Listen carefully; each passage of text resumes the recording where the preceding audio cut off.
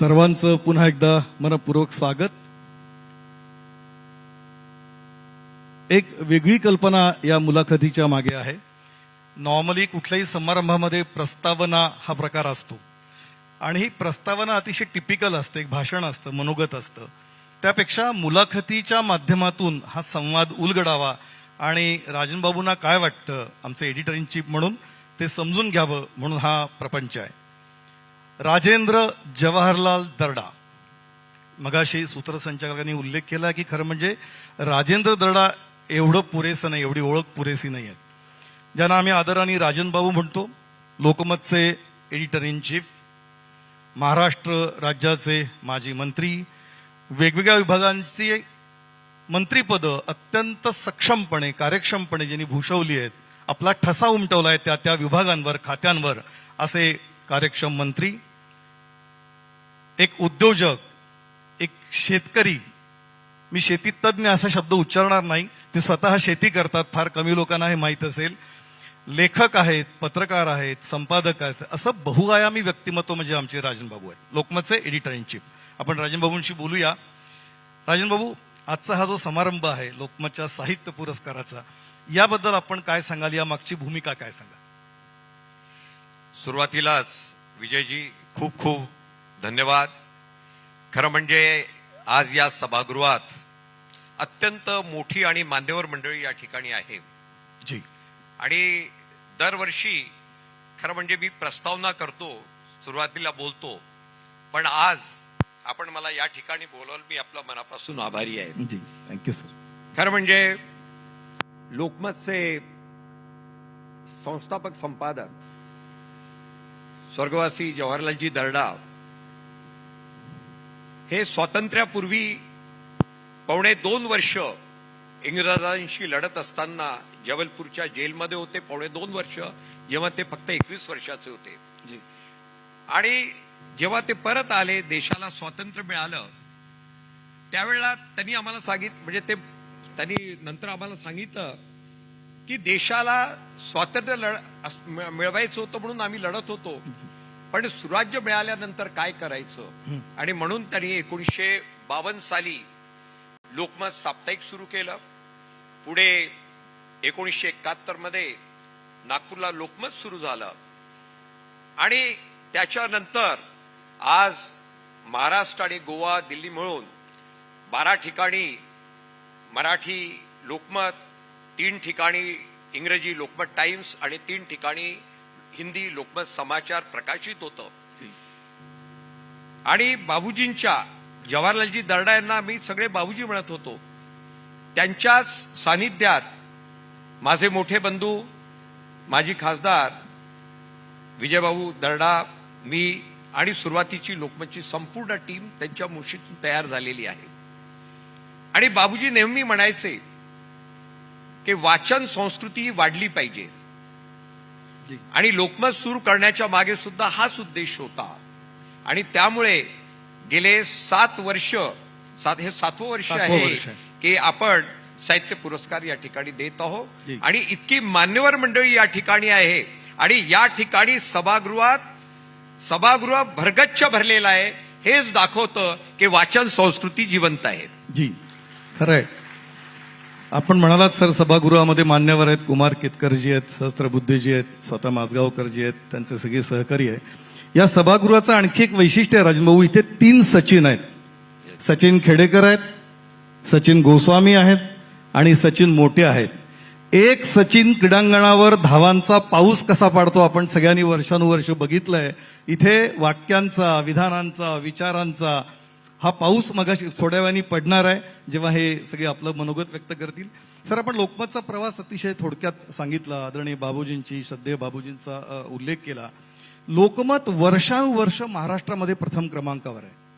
लोकमतच्या यशाचं नेमकं गमक काय, ते आम्हाला ऐकायला आवडेल. विजयजी, लोकमतला कोणतंही यश हे सोन्याच्या ताटात काही मिळालेलं नाहीये. प्रत्येक ठिकाणी त्या ठिकाणी स्पर्धा झाली, परिश्रम सगळ्यांनी घेतलं आणि याचं संपूर्ण जे श्रेय आहे हे लोकमतच्या टीमला आहे. त्या सांगिक.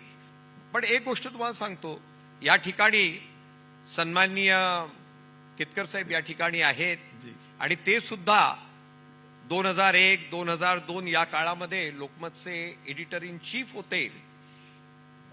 बाबूजींची कल्पना ही होती की आपल्याला वृत्तपत्र सुरू करत असताना ज्यांना नाव आहे अशी टीम तयार करू नका, तर त्यापेक्षा ज्यांना काही आयुष्यात करायचं आहे अशा तरुणांची टीम जमवा. आणि त्यामुळे मला एका गोष्टीचा आनंद आहे की विजय बाविस्कर, आपण जळगावला कोणतंही आपल्याकडे पार्श्वभूमी नव्हती, कपड्याचं दुकान होतं. चक्रधर दळवी हा हिंगोलीमध्ये फक्त बीकॉम झालेला होता. जगदीश पिंगळे बीडमध्ये होता. राजा माने बार्शी होता. अतुल कुलकर्णी हा लातूरमध्ये कॉलेजमध्ये शिकत होता. ज्यांच्यामध्ये लिखाण करण्याची इच्छा होती अशा सगळ्यांना लोकमतनी जमा केलं, त्यांना प्रशिक्षित केलं. त्यांच्याकडे कोणतीही डिग्री नव्हती, परंतु काम करण्याची इच्छा होती, ती धमक होती आणि त्यामुळेच त्यांच्या भरोशावर लोकमतनी आज नंबर 1 हा आपला नंबर आजही सांभाळून ठेवलेला आहे. जी, थँक्यू सर. राजेंद्र भाऊ, आणखी समजून घ्यायला आम्हाला असं आवडेल की लोकमत वर्षानुवर्ष पहिल्या क्रमांकाचं दैनिक आहे. आपण सांगितलं की संघर्ष आहे, हे काही सहज नाही, सोन्याच्या ताटात आलेलं ते यश नाहीये. हे सगळं करत असताना असं वेगळं नेमकं काय लोकमतचं वेगळेपण आहे की ज्याच्यामुळे वर्षानुवर्ष लोकमत नंबर 1 राहिला, सर्वार्थाने नंबर 1 राहिला? केवळ खपाना नाही, परसेप्शन नाही, विश्वासार्हते नाही, त्याच्या गुणवत्तेने.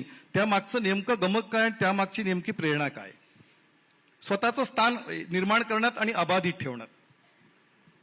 लोकमतनी नेहमी एक गोष्ट पाहिली की वृत्तपत्रात बातमी ही ताजी असली पाहिजे. विजय, मी एक आपल्याला 50 वर्ष मागे घेऊन जातो.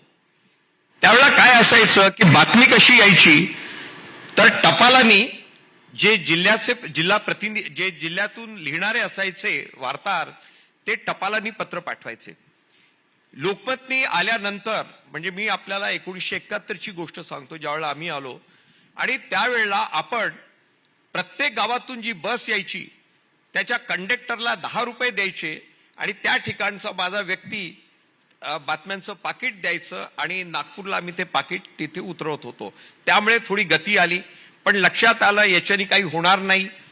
मग फॅक्स आलं, पण फॅक्सच्या नंतरही फॅक्स आणि रात्री फार झालं तर अर्जंट टेलिफोन लावा, एखादी बातमी आपल्याला मिळेल.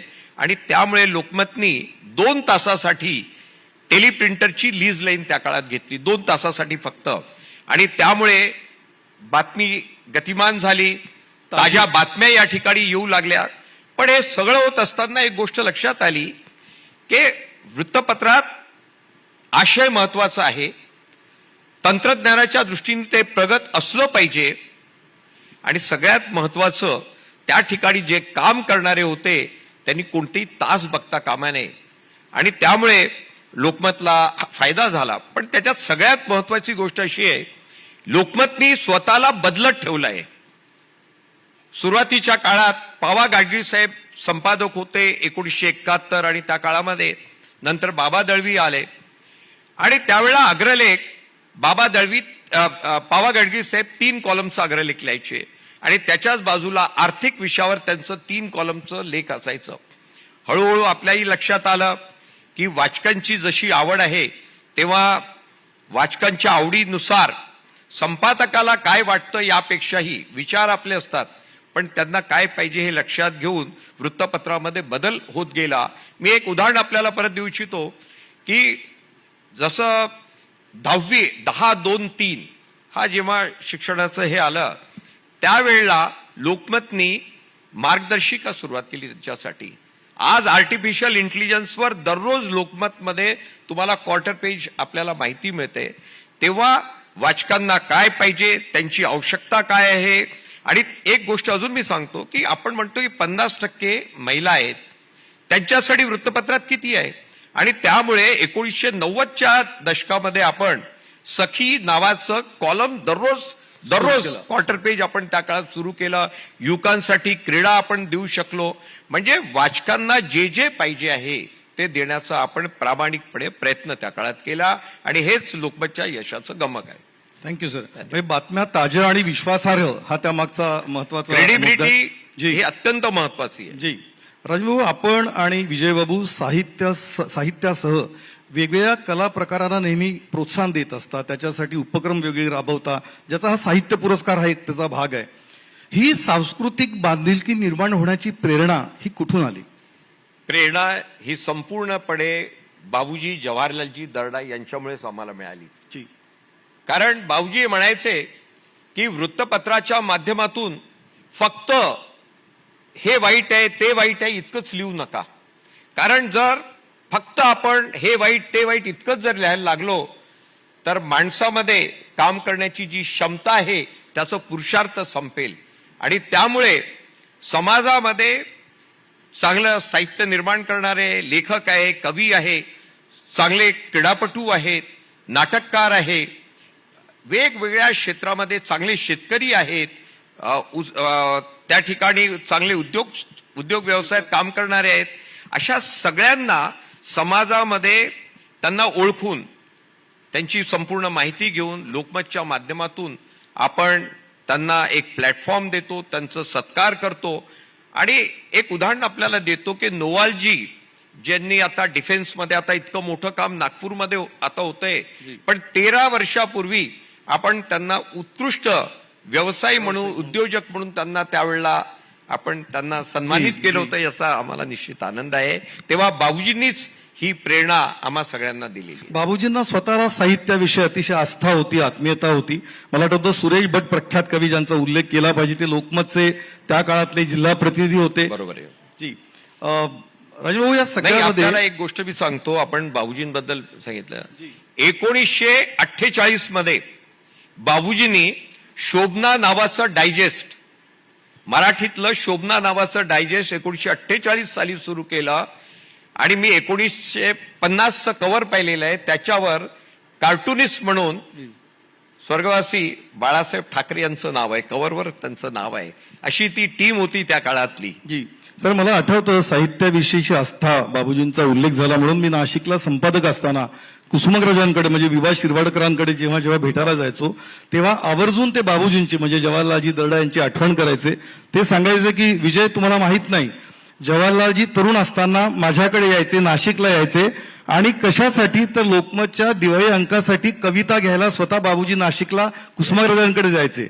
ही जी आस्था त्यांच्यामध्ये संपादक असताना, मालक असताना त्यांना आत्मीयता होती साहित्याबद्दल. तो त्याच प्रसंग वेळेला बाबूजींनी दिवाळी अंक 1952ला सुरू केलं आणि उत्तम साहित्यकार त्याच्यामध्ये भाग घ्यायचे. बाबूजी लिहायला जेव्हा बसायचे एक टाकी लिहायचे. आणि बाबूजींना जर तुम्ही विचारलं की माखनलाल चतुर्वेदी, म्हणजे अशा कविता ते आम्हाला ऐकवायचे त्या काळामध्ये. माखनलालजी चतुर्वेदी, निराला, नीरज, तुकडोजी महाराज, म्हणजे बाबूजींचं ते फार साहित्याचं वाचन स्वतः त्यांचं वाचन होतं. त्यामुळे आपल्यावर आणि विजयवंतवर तो संस्कार तिथून आलाय. राजभाऊ, आपण अनेक पुस्तकं लिहिली आहेत, त्यातलं पहिलं पुस्तक झुंबर, त्या झुंबरच्या निर्मितीविषयी आम्हाला सांगा. विजय असं आहे की यवतमाळच्या जिल्हा परिषद मराठी शाळेतून मी माझं 11वी पास झालो आणि उत्तम माझे गुण असल्यामुळे मला मुंबईच्या जे मध्ये मला प्रवेश मिळाला. 3 वर्ष मी प्रिंटिंग टेक्नॉलॉजी त्या ठिकाणी केली. आणि त्या काळात शक्य नव्हतं की परदेशात जाऊन शिकणं, पण मला स्कॉलरशिप मिळाली लंडन कॉलेज ऑफ प्रिंटिंगची आणि ग्राफिक आर्ट्समध्ये 2 वर्ष मला त्या ठिकाणी शिकता आलं. पण शिकत असताना मला फक्त 44 पाऊंड महिन्याला यायचे. त्या काळात 1 पाऊंडचा दर होता 11.5 रुपये, म्हणजे 500 रुपयाच्या जवळपास महिन्याला मला यायचं. आणि त्यामुळे शनिवार रविवार नोकरी करायची, स्कॉलरशिप टिकून ठेवण्यासाठी भरपूर काम करायचं. पण हे सगळं करत असताना मी 2 महिने जे सुट्टीचे मला मिळायचे, कारण मी एकदा इंग्लंडला गेल्यानंतर मी परतलो ते 2.25 वर्षांनंतरच. आणि जे काही पैसा माझ्याकडे जमा व्हायचा त्याच्यातून जग फिरण्याचा मी प्रयत्न केला, युरोप, अमेरिका. आणि हे सगळं करत असताना किंवा इंग्लंडमधले किंवा लंडनमधले माझे जे काही अनुभव होते, आणि त्यावेळेला माझं वय होतं 20 वर्ष. आणि आपण तिथे जॉब करून पैसे मिळवत होतो. पैसे मिळवले त्या काळात. आणि जे काही शिक्षण करताना ज्या काही मला अडचणी आल्या त्या काळात, त्या ठिकाणी आपण नाव ऐकलं असेल आजीबाई बनारसे. आजीबाई बनारसे या त्या काळात लंडनला होत्या आणि कधीतरी 15 दिवसातून एकदा तिथे जायचं आणि गरम गरम पोळी त्या ठिकाणी खायला आम्हाला मिळायची. पण हे सगळे जे माझे अनुभव होते, हे सगळे अनुभव 22 वर्ष माझं वय त्यावेळेला 22 होतं जवळपास, मी परतलो त्यावेळेला. आणि झुंबर नावाचं ते पहिलं माझं पुस्तक त्यावेळेला प्रकाशित झालं. त्यानंतर झुंबरच्या नंतर 2012 मध्ये व्हायब्रंट बिगनेट म्हणून मी शिक्षण मंत्री असताना लंडनला प्रकाशित झालं. त्याच्यानंतर 2020 मध्ये माझी भिंत हे माझं तिसरं पुस्तक होतं. टाइमलाईन आता टाइमलाईन येतंय. अजून पुढचं पुस्तक काही नियोजन बघूया. आहे? इथे माजगावकर साहेब आहे, इतकी मोठी मंडळी असताना आपण लिहिलेल्या एका पुस्तकाबद्दल न बोललेलं बरं त्या ठिकाणी. लेखनासोबतच आपलं वाचन सुरू आहे आणि त्या वाचनाला आपण कसा वेळ देता आणि किती वेळ देता? आपलं वाचनाचं टाइम टेबल कसं असतं? रात्री आपल्याला कल्पना आहे की वर्षानुवर्ष मी रात्री 1 वाजता झोपतो. पान 1 झाल्यानंतर पान 1 जिथे कुठे असेल माझ्याकडे पान 1 येतं, मी बघतो आणि त्याच्यानंतर 1 वाजता झोपतो. पण 11च्या नंतर जवळपास थोडं बहुत संगीत आणि त्याच्यानंतर तासभर तरी शेवटी वाचन हे चालू असतं. आणि याचं कारण सुरुवातीच्या काळात जे वाचन होतं तो वेगळा होता. म्हणजे ज्यावेळेला तरुणपणी नासी फडके, वि. स. खांडेकर हे सगळं ते होतं. त्याच्यानंतर इंग्रजी पुस्तकांवर जोर झाला. पण आता बहुतेक आत्मचरित्र किंवा असेच जे आहेत त्याच्यावर जास्त वाचन चालू आहे सध्या. आपण सर मगाशी बोलता बोलता वाचन संस्कृतीचा उल्लेख केला. वाचन संस्कृती वाढवण्यासाठी लोकमतचं नेमकं काय योगदान आणि काय भूमिका आहे? बघा, ज्या वेळेला लोकमत वृत्तपत्र सुरू झालं त्यावेळेला वृत्तपत्र वाचणं हे काही लोक फक्त वाचत होते. खरं सांगायचं म्हणजे शहरातली काही मंडळी. लोकमतनी ग्रामीण भागापर्यंत वृत्तपत्र पोहोचवलं. शेवटच्या माणसापर्यंत ग्रामीण भागापर्यंत कसं पोहोचवलं? तर त्या गावामध्ये जाऊन, कारण तिथे काही तुम्हाला असा रिपोर्टर मिळणार नव्हता, पण त्या ठिकाणी बाबा तू काय शिक्षक आहे, तू काय छोटा व्यापारी आहे, तू शिकलेला आहे, ग्रॅज्युएट आहे, तू आमच्यासाठी फक्त बातमी पाठव, तुला जसं वाटेल तसं लिहून पाठव, त्याच्यावर संस्कार आम्ही इथे करू, एडिटिंग आम्ही इथे करू. आणि या पद्धतीने टपरीवरच्या माणसापासून तर कॉर्पोरेटमध्ये काम करणाऱ्या मालकापर्यंत लोकमतनी वाचन संस्कृती ही वाढवली आहे. खरं म्हणजे आपण ही एक संस्कृती आहे. जर आपल्याला संस्कृती टिकवायची असेल तर वाचन वाढवलं पाहिजे. आणि त्यासाठी लोकमतनी ग्रामीण भागापर्यंत वाचनाची सवय लावली असं म्हटलं तर ते चुकीचं ठरणार नाही. ते वाचक घडवण्यासाठी लोकमतनी जाणीवपूर्वक प्रयत्न केले. वेगवेगळ्या माध्यमातून वेगवेगळ्या लेखकांना लिहितं केलं, त्यांना प्रोत्साहन दिलं, व्यासपीठ दिलं. इलेक्ट्रॉनिक आणि सोशल मीडियाच्या या कोलाहलामध्ये आपण प्रिंट मीडियाला अनेक वर्ष आपण रिप्रेझेंट केलंय. आपलं संबंध आयुष्य रादर प्रिंट मीडियामध्ये, मुद्रित माध्यमामध्ये गेलाय. या सगळ्या कोलाहलामध्ये पुस्तकांचं महत्व आणि प्रिंट मीडियाचं महत्व कसं आहे आणि याचं भविष्य कसं आहे? विजय, असं आहे की समाज माध्यम खूप चांगले आहे. समाज माध्यमामधून आपण आपले मित्र जोडतो. पण आज फक्त द्वेष आणि भांडणं याच्याकडे सगळं चाललेलं आहे. एक उदाहरण आपल्याला देतो की सध्या युद्ध सुरू आहे इराण, इस्रायल, अमेरिकेचं. त्यावेळेला दररोज 40-50 व्हिडिओ आपण बघतो. पण त्या 50 व्हिडिओपैकी 80% हे खोटे असतात.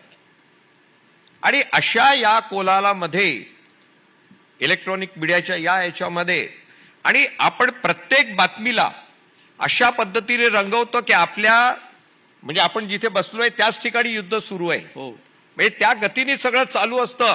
आणि जेव्हा तो बोलतो तर असं वाटतं की खरंच इथेच भांडण सुरू आहे की काय, कल्पना नाही मला. आणि त्याच वेळेला जर तुम्ही काही परदेशी जर पाहिलं तर तुम्हाला फरक लक्षात येईल. पण हे जरी असेल तर माझं एवढंच म्हणणं आहे की हे सगळं याचा विचार न करता आपण प्रिंट मीडिया ही जिवंत आहे. मराठी भाषेला कधी मरण नाही. आणि आपण या ठिकाणी इतके चांगले लेखक या ठिकाणी बसलेले आहेत, त्यांची पुस्तकं प्रकाशित झालेली आहे. आपण ती वाचा. मी सांगतो, मराठी भाषा ही अबाधित आहे आणि ती वाढत राहील, एवढंच मी या ठिकाणी सांगू इच्छितो. धन्यवाद सर. मराठी भाषेला मरण नाही, प्रिंट मीडियाला मरण नाही, ते तहत सुरू राहणार आहे. आणि या मान्यवर लेखकांची पुस्तकं आपण वाचत राहा असं राजभाऊ म्हणाले. आपण इथे थांबणार आहोत. मी एक पथ्य पाळलंय की मुलाखत घेणाऱ्यांनी कमी बोलावं आणि मुलाखत ज्यांची आहे त्यांना जास्ती बोलू द्यावं. त्यामुळे छोटे छोटे प्रश्न होते. खरं म्हणजे सर खूप प्रश्न विचारता येतील, आपल्याला खूप बोलतं करता येईल, पण वेळेचं बंधन आहे. कारण हेडलाईन पेक्षा डेडलाईन महत्वाची असं आपण सांगता. त्यामुळे आपण इथे थांबूया. थँक्यू.